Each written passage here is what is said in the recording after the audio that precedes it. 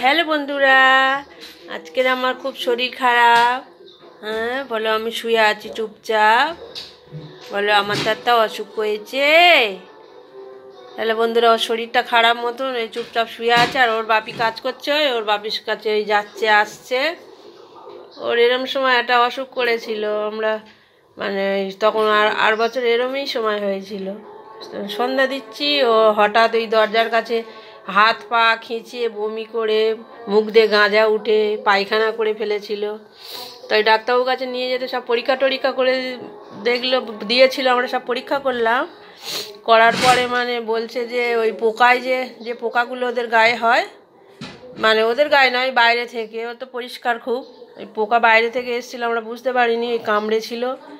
কামড়ানোর ফলে ওই জিনিসটা নাকি হয়েছে, ওর হার্টে গিয়ে মানে হার্ট করে দিয়েছে। তা ডাক্তারবাবু সব পরীক্ষা টরীক্ষা আমরা করে নিয়ে গিয়েছিলাম।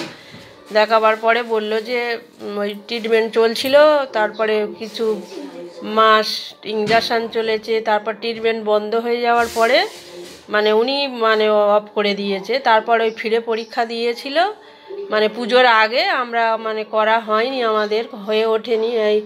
আর আজকের ওই হঠাৎ সেই মানে অসুখটা দেখা দিয়েছে। আগের বছরের মতন সেরকমই নয়, মানে তবে ওই মানে ওর পায়ে 3 দিন আগে কীভাবে মানে খাটতে পড়ে ওর পায়ে লেগে গেছে, লেগে গিয়ে ও হাঁটতে টাঁটতে পারছে না।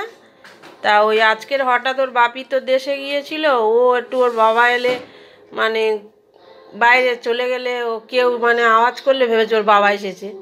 তা ওই ভেবে ও লাফ কেটে ওই খাটের মধ্যে উঠে, বাপিই এসেছিলো, কলিং বেল দিয়েছিল, খাট দিয়ে নেমে ওই তখন ওই মানে ওই অসুখটা হয়, সে কান্নাকান্নি।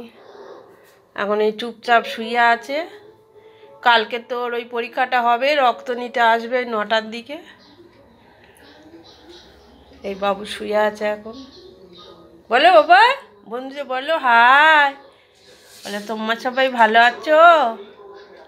বলে আমার তো শরীর খারাপ বাবা। টাটা করে দাও, টাটা করে দাও, লেজ নাড়িয়ে দাও, একটু লেজ নাড়িয়ে দাও বাবা, বন্ধুদের একটু লেজ নাড়িয়ে দাও। বলে আমার কাকে ডাক্তারবাবু আসবে তো রক্ত নিতে। বলো আমি ছুটতে হলে আবার তোমাদের কাছে আব্বু ভিডিও করতে। ওরে বাবা, বলে ও কি বলতে চাইছে।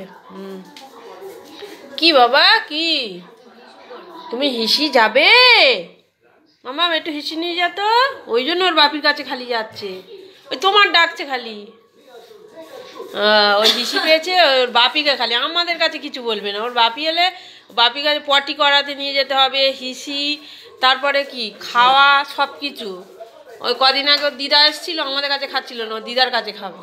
ওই দিদা খাওয়ালে তবে খাবে। এখন বাপি এসেছে, ওর বাপি থাকে না তো, বাইরে থাকে, ও এলে ওর বাপির কাছে খাবে। আর ওই হিসিউ পটি সব ওর বাপির কাছে।